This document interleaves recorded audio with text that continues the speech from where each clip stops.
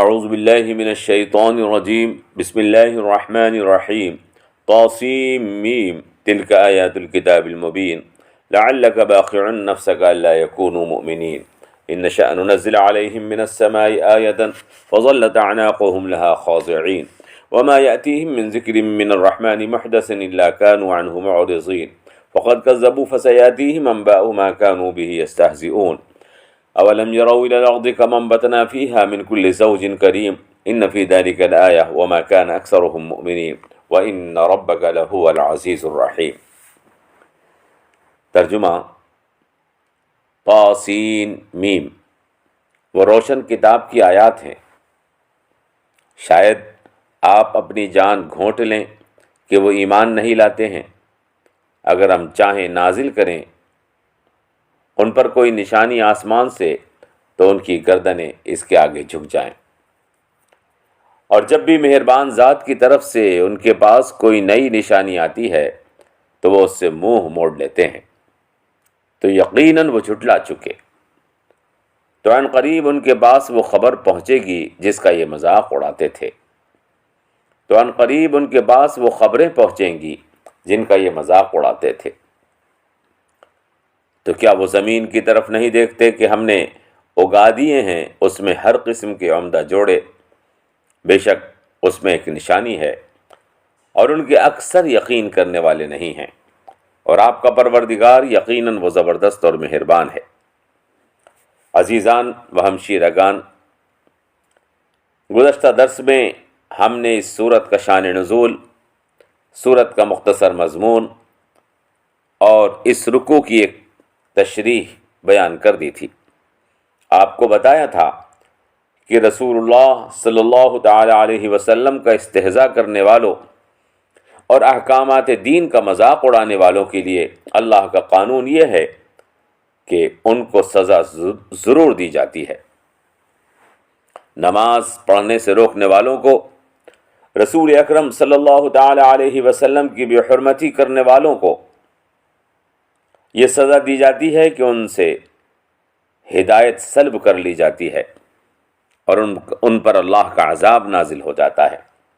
یہ عذاب مختلف شکلوں میں ہوتا ہے، کسی کو ذلت کی موت مارا جاتا ہے، کسی کو میدان حشر میں شکست دے دی جاتی ہے، کسی کو ذلت کے ساتھ زندہ رکھا جاتا ہے، کسی کی اولادوں کو اسلام کی نعمت سے سرفراز کر کے ان کی تہذیب و تاریخ سے ان کا رشتہ توڑ دیا جاتا ہے، اور کسی کو براہ راست آسمانی عذاب سے ہلاک کر دیا جاتا ہے۔ اللہ جو چاہتا ہے وہ کر دیتا ہے۔ اس کے مفصل حالات آئندہ رکوعات میں آئیں گے اور ہم آپ کو بتائیں گے۔ چنانچہ فرما دیا گیا فَقَدْ كَذَّبُوا فَسَيَأْتِيهِمْ أَنبَاءُ مَا كَانُوا بِهِ يَسْتَهْزِئُونَ، انہوں نے جھٹلا دیا تو عن قریب ان پر کئی سچ کی خبریں آئیں گی اس وجہ سے کہ وہ سچ کا مذاق اڑاتے تھے۔ اب اس سلسلے میں سب سے پہلے حضرت موسیٰ علیہ السلام کا قصہ تاریخ سے پیش کیا جا رہا ہے۔ آئیے پہلے ہم اس کا ترجمہ سن لیتے ہیں۔ ارشاد باری تعالی ہے وَإِذْ نَادَىٰ رَبُّكَ مُوسَىٰ أَنِ ائْتِ الْقَوْمَ الظَّالِمِينَ قَوْمَ فِرْعَوْنَ أَلَا يَتَّقُونَ، اور جب پکارا تمہارے پروردگار نے موسیٰ کو کہ تم ظالم قوم کے پاس جاؤ، فرعون کی قوم کے، کیونکہ وہ گناہوں سے باز نہیں آ رہی ہے۔ قال رب انی اخاف ان یکذبون ویضیق صدری ولا ينطلق لسانی فارسل الی ہارون، تب موسیٰ علیہ السلام نے کہا اے میرے پروردگار، مجھے اندیشہ ہے کہ وہ مجھے جھٹلا دیں گے، اور میرا سینہ تنگ ہوتا ہے اور میری زبان رواں نہیں چلتی، تو آپ ہارون کو رسالت دے دیجئے، اور میرے اوپر ان کا ایک گناہ ہے تو مجھے اندیشہ ہے کہ وہ مجھے قتل کر دیں گے۔ قالا، تب اللہ نے ارشاد فرمایا ہرگز نہیں، کلا فاذهبا بآیاتنا انا معکم مستمعون، تم دونوں جاؤ ہمارے معجزات لے کر، ہم تمہارے ساتھ سن رہے ہیں۔ فاتیا فرعون فقولا انا رسول رب العالمین ان ارسل معنا بنی اسرائیل، تم دونوں جاؤ فرعون کے پاس، تو تم دونوں جا کر اس سے کہنا ہم تمام عالم کے پروردگار کی طرف سے رسول بن کر آئے ہیں کہ تو ہمارے ساتھ بنی اسرائیل کو بھیج دے۔ قالا، تو فرعون نے کہا، الم نربک فینا ولیدن، کیا ہم نے تم کو اپنے درمیان بچوں کی طرح سے نہیں پالا تھا؟ ولبثت فینا من عمرک سنین، اور تو رہتا تھا ہمارے درمیان میں اپنی عمر سے سالوں تک۔ وفعلت فعلتک التی فعلت وانت من الکافرین، اور تو نے وہ کام کیا جو تو نے کیا، اور تو بڑا ناشکرا اور بہت بڑے ناشکروں میں سے ہے۔ قال فعلتها اذا وانا من الضالین، حضرت موسیٰ علیہ السلام نے فرمایا میں نے کیا تھا وہ کام جب میں چوک جانے والوں میں سے تھا۔ ففررت منکم لما خفتکم فوهب لی ربی حکما وجعلنی من المرسلین، پھر میں تمہارے پاس سے تم سے ڈر کر بھاگ گیا، تب میرے رب نے مجھے دانائی عطا کی اور مجھے اپنے رسولوں میں سے بنا دیا۔ وَتِلْكَ نِعْمَةٌ تَمُنُّهَا عَلَيَّ أَنْ عَبَّدْتَ بَنِي اسرائیل، اور تیرا وہ انعام جو تو نے میرے اوپر کیا، تو کیا تو بنی اسرائیل کو غلام بنا لے گا؟ یہ ان آیات کا ترجمہ ہے جو ہم نے آپ کے سامنے پیش کی۔ یہ سورۃ الشعراء کی آیات نمبر 10 سے 22 تک ہیں۔ اس سے قبل کہ ہم ان آیات پر تفصیل سے آپ کے سامنے بات کریں، درمیان میں آئی چند باتوں کی طرف آپ کی توجہ مبذول کرانا چاہتے ہیں۔ پہلی بات یہ کہ حضرت موسیٰ علیہ السلام کو حکم دیا گیا کہ تم ظالم قوم کے پاس جاؤ، اور پھر بتایا گیا کہ ظالم قوم یعنی قوم فرعون۔ اس سے معلوم ہوتا ہے، قرآن پاک کے انداز کلام سے معلوم ہوتا ہے کہ فرعون کا ظلم اتنا بڑھ چکا تھا کہ اس کو ظالم قوم سے اس نام سے پہچانا جانے لگا تھا۔ اور دوسری بات یہ کہ حضرت موسیٰ علیہ السلام نے اس حکم کے بعد عذر پیش کیا اور کہا کہ پروردگار مجھے ڈر ہے کہ وہ مجھے جھٹلا دیں گے، میرا دل تنگ ہو رہا ہے اور میری زبان روانی کے ساتھ نہیں چلتی، آپ ہارون کو رسول بنا کر بھیج دیں۔ اس سے بظاہر معلوم ہوتا ہے کہ ابتداً حضرت موسیٰ علیہ السلام نے فرعون کے پاس جانے سے عذر پیش کیا تھا، اور بعد میں حضرت موسیٰ علیہ السلام کی معیت میں حضرت موسیٰ علیہ السلام حضرت ہارون علیہ السلام کی معیت میں فرعون کے پاس چلے گئے تھے۔ قرآن کریم میں اس واقعے کو 3 جگہ ذکر کیا گیا ہے۔ سورہ طٰہٰ میں ہے وَجَعَلْ لِي وَزِيرًا مِّنْ أَهْلِي ہارون اخی، اے اللہ کسی کو میرے گھر والوں میں سے میرا ساتھی بنا دیجئے، میرے بھائی ہارون کو۔ سورہ قصص میں ہے وَأَخِي هَارُونُ هُوَ أَفْصَحُ مِنِّي لِسَانًا فَأَرْسِلْهُ مَعِيَ يَرِدْ أَن يُصَدِّقُنِي، یعنی میرے بھائی ہارون کو مجھ سے زیادہ اچھی زبان بولتے ہیں، تو آپ ان کو میرے ساتھ بھیج دیجئے میرے پروردگار مددگار کے طور پر، تاکہ وہ میری تصدیق کریں۔ اور تیسرا مقام یہی ہے کہ وَلَا يَنطِلِقُ لِسَانِي فَأَرْسِلْ إِلَىٰ هَارُونَ، میری زبان نہیں چلتی تو آپ رسالت ہارون کو ہارون کی طرف بھیج دیں۔ ان تینوں آیتوں کے اوپر غور کرنے سے معلوم ہوتا ہے کہ سورۃ الشعراء کی یہ آیت مبارکہ میں جو بات کہی گئی ہے وہ ابتدائی ہے۔ حضرت موسیٰ علیہ السلام نے ابتداً یہ بات کہی، اس کے بعد وہ ہارون علیہ السلام کو ساتھ لے جا کر فرعون کے دربار میں دعوت دین پیش کرنے کے لیے تیار ہو گئے تھے۔ اگر اس کو عذر نہ مانا جائے تو اس آیت سے اتنا ضرور ثابت ہوتا ہے کہ اگر کسی کو حاکم کی طرف سے حکم ملے اور اس کو محسوس ہو کہ حکم کی تعمیل میں کچھ دقتیں پیش آئیں گی تو اس کو حاکم کے سامنے بیان کر دینا بہتر ہے، اور حضرت موسیٰ علیہ السلام نے ایسا ہی کیا۔ حضرت موسیٰ علیہ السلام نے رسالت کی بھاری ذمہ داری کو محسوس کر کے ایسا کیا، اور حضرت ہارون علیہ السلام کی معیت چاہی۔ تیسری بات ایک اور بھی ہے، حضرت موسیٰ علیہ السلام نے یہ جو فرمایا وَلَهُمْ عَلَيَّ ذَنْبٌ فَأَخَافُ أَنْ يَقْتُلُونَ، اور میرے اوپر ان کا ایک گناہ ہے تو میں ڈرتا ہوں کہ وہ مجھے قتل کر دیں گے، تو سوال یہ ہے کہ وہ گناہ کیا تھا؟ دراصل حضرت موسیٰ علیہ السلام نے ایک قبطی اور ایک اسرائیلی کو لڑتے ہوئے دیکھا تھا۔ قبطی اسرائیلی پر ظلم کر رہا تھا۔ حضرت موسیٰ نے دونوں کے درمیان بیچ بچاؤ کیا۔ اسی دوران انہوں نے ایک گھونسا قبطی کے مار دیا جس سے وہ مر گیا۔ یہ قتل جان بوجھ کر نہیں تھا بلکہ اتفاقاً ہو گیا تھا۔ حضرت موسیٰ نے اس کو قتل تو کیا تھا لیکن قتل کرنا نہیں چاہتے تھے۔ فرعون کو اس کی خبر ہو گئی تو وہ حضرت موسیٰ کو قتل کی تیاری کرنے لگا۔ ایک مومن شخص نے اس کی اطلاع حضرت موسیٰ علیہ السلام کو دی۔ حضرت موسیٰ جانتے تھے کہ یہ ظالم فرعون بات کو سمجھ تو نہیں پائے گا اور غصے میں اور اپنی قوم کی ہمدردی میں انہیں قتل کر دے گا۔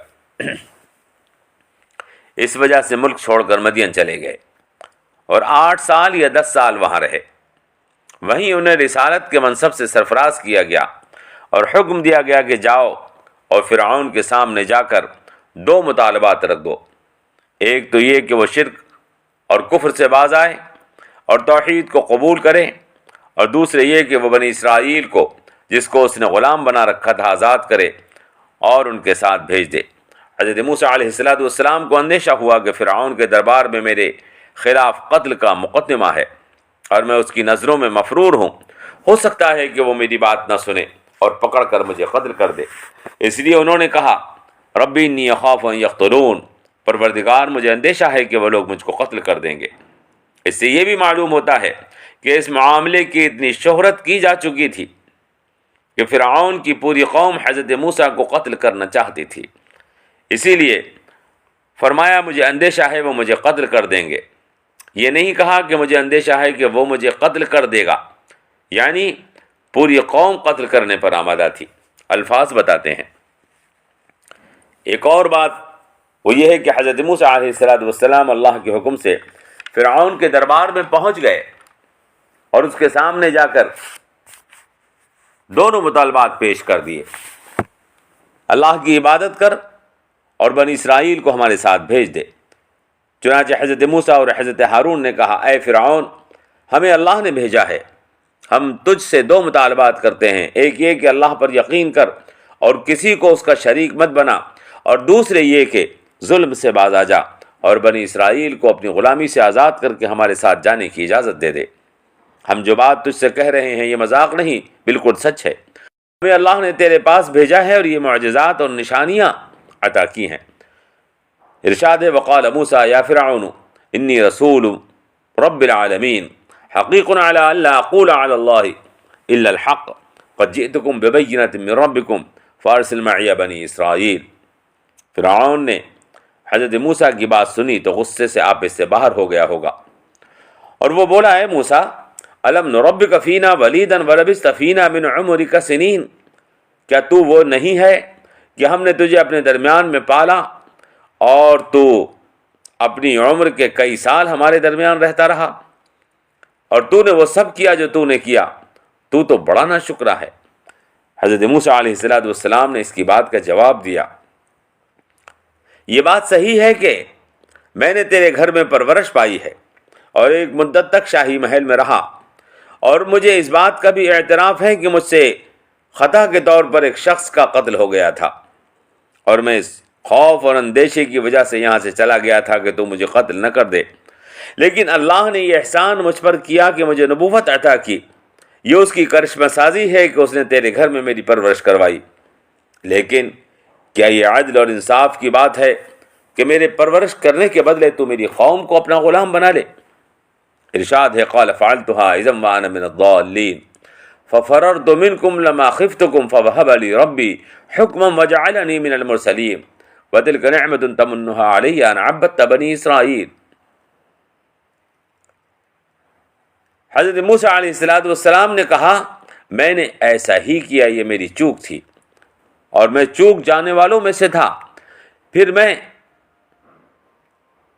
تمہارے پاس سے تم سے ڈر کر بھاگ گیا تھا، تب میرے رب نے مجھے دانائی عطا کی اور مجھے اپنے رسولوں میں سے بنایا، اور تیرا وہ احسان جو تو نے میرے اوپر کیا تو کیا تو اس کی وجہ سے بنی اسرائیل کو اپنا غلام بنا لے گا؟ اس واقعے سے جو دو باتیں معلوم ہوئیں وہ اچھی طرح سے ذہن میں رکھیں۔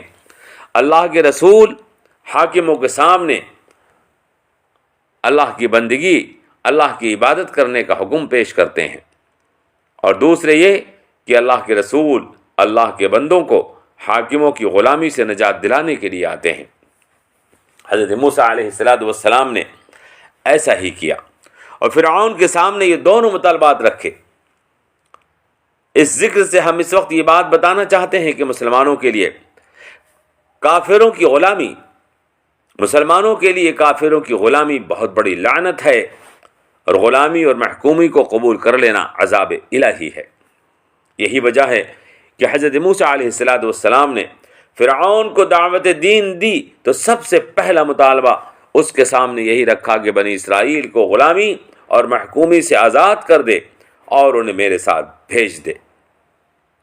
میرے محترم حضرات، کوئی بھی محکوم قوم، کوئی بھی غلام قوم نہ ترقی کرتی ہے، نہ دین کی خدمت کر سکتی ہے، نہ عزت کی زندگی حاصل کرتی ہے۔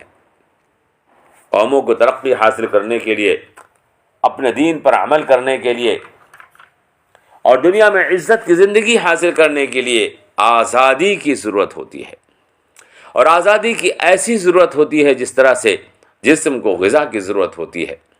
اگر جسم کو غذا یعنی کھانا پانی اور ہوا نہ ملے تو جسم مر جاتا ہے۔ اسی طرح اگر قوموں کو آزادی کی دولت حاصل نہ ہو تو قومیں ختم ہو جاتی ہیں۔ فرعون نے بنی اسرائیل کی آزادی سلب کر کے اس قوم کا وجود ختم کرنا چاہا۔ حضرت موسیٰ علیہ السلام نے انہیں آزادی کی نعمت سے سرفراز کیا اور قوم کو مٹنے سے بچا لیا۔ میرے محترم حضرات، انشاءاللہ یہ درس اور حالات حاضرہ سے حضرت موسیٰ علیہ السلام اور بنی اسرائیل کی زندگی کے واقعات کی مطابقت کا یہ سلسلہ انشاءاللہ آپ کے سامنے جاری ہے۔